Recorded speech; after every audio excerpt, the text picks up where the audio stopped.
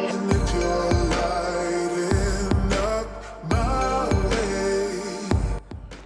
Hey guys, welcome to Comics Pull List, the bi-weekly show where we discuss and review new comics that have come out within the last 2 weeks.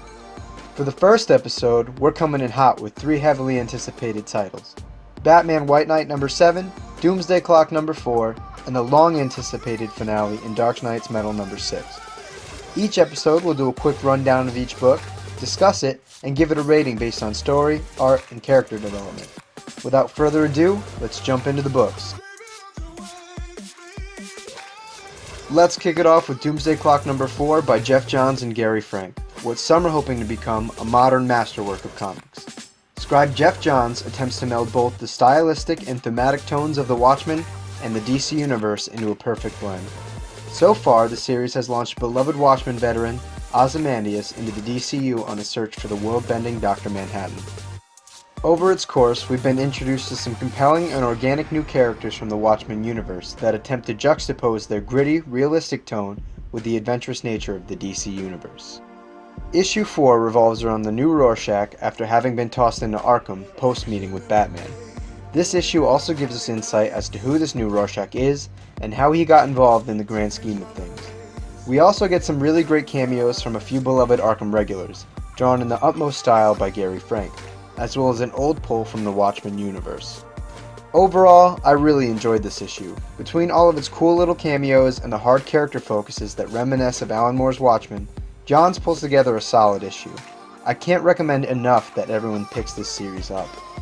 As great of an issue as this is, though, it's not new reader friendly, and if you want to hop into this issue, which I highly suggest you do, I'd read the original Watchmen, followed by DC Universe Rebirth number 1, and then the previous 3 issues of Doomsday Clock, all of which can be found at your local comic shops or cosmixology.com. Overall, between the solid storytelling and compelling art, I'd give this issue an 8.8 out of 10. Next up on the list is the Elseworld story of Batman White Knight, with Sean Gordon Murphy on both writing and art duty. For those of you who are new to comics, an Elseworld story takes place separate from the normal continuity. It's kind of like giving the creative team their own sandbox to play in and create a world from. The White Knight universe created by Murphy brings us into a gritty, political, and emotional space for his new Batman mythos. Imagine a world where the Joker becomes sane, and his debonair, suave persona calculates a methodical plan to take down the Batman. The newly sane Jack Napier devises Batman's downfall by using his closest friends and the city of Gotham against him in a political and mental thriller of a book.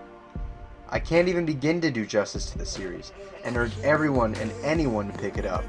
Not to mention, if you're a fan of the classic Batman animated series, Murphy includes cameos and tidbits that are sure to make fans crack a smile. Issue 7 of 8 delves further into the relationship of Batman and the Joker, displaying the necessary balance that exists to keep them both together.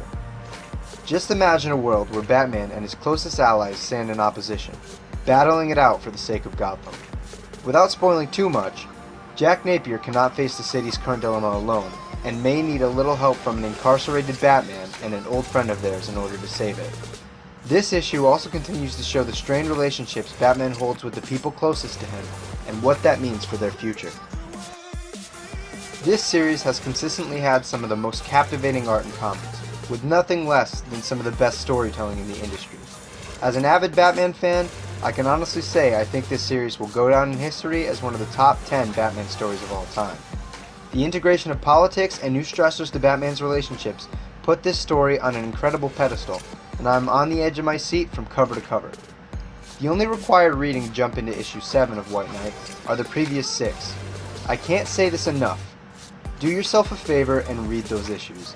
Check the DC Comics website for the release of issue 8 and read it along with me and tens of thousands of White Knight fans. Murphy has established a world that I've grown attached to, both visually and mentally. The artwork establishes the tone to the book, while the writing cements it. With little to no flaws, I'd easily give this issue a 10 out of 10. Do yourself a favor and pick up this masterpiece. You won't regret it. Alright, we've made it to the final review of the night with the long-anticipated Dark Knight's Metal number 6 by dynamic duo creative team Scott Snyder and Greg Capullo. Issue number 6 is the final issue to this massive universe-spanning event, Dark Knight's Metal is one of the most honest and ambitious events that comics have seen in the last decade. Considered by many to be a dark crisis, Metal is steeped in DC continuity, while not being afraid to be bombastic and explore new reaches we've yet to have seen. The event circles around the Dark Knight, as he discovers that there may be threats beyond the known multiverse, and that it all ties into a mysterious metal that can be found in some of the DCU's most prolific artifacts. Toting on a lot of multiversal concepts developed by acclaimed writer Grant Morrison, Snyder establishes new concepts deep within roots of DC's continuity. This mysterious nth metal opens up darker paths for Batman than ever before, grounding him as the world's greatest detective. However, the plot to the story is anything but grounded. Throughout this event, we see the likes of Dream of the Endless, Detective Chimp, the Oblivion Bar, and even dark multiversal Batman. As epic and fun as the event is, it's not without its flaws. Luckily, as of this review, the event is finished and can be read as one cohesive story. Even so, the series does have quite a few moments of unorthodox dialogue and somewhat untrue character moments. While Snyder does well handling most of the massive roster recruited for the story, some characters like Deathstroke and Aquaman are pulled around as constant jokes. As much as the event is marketed as a streamlined story, the development of the plot and the characters is curtailed immensely if you do not read all of the tie-ins. Let it be said, however, nearly all of them are well worth reading. Metal boasts an enormous character roster ranging from Mr. Terrific and Plastic Man to Superman and Wonder Woman. Interestingly enough, Hawkman and Hawkwoman play integral roles in the progression and development of the story, discovering what's really behind the boundaries of the Dark Multiverse. We take spectacular journeys from far-off worlds like Thanagar Prime to the world forged and center of all creation. As in many of Snyder's works, the story and character interactions in Metal carry with them subtle commentaries on depression, determination, and motivation that don't go unnoticed. We see our heroes suffer great defeat countless times, but continue to persevere regardless of the odds. This massive event also hosts a slew of untamed cosmic concepts that tie together most of the threads in Metal and prepare them for what's to come. Unfortunately, my biggest shortcomings to the book lie towards the end of the finale, and would be approaching spoiler territory. Once you get there, you'll know what I mean. Feel free to sound off in the comments down below, and we can have a chat about it. Overall, Dark Knight's Metal contains an abundance of high-flying cosmic madness, with deep splashes of horror elements that delve deep into relatable fears that reflect many of us in some way. It could have stuck the landing better, having had to decompress 20-plus issues of mainline and tie-ins into one issue. Capullo's art in Metal has been consistently top-notch, with inker Jonathan Glapion really tying the depth of the imagery together with superb inks.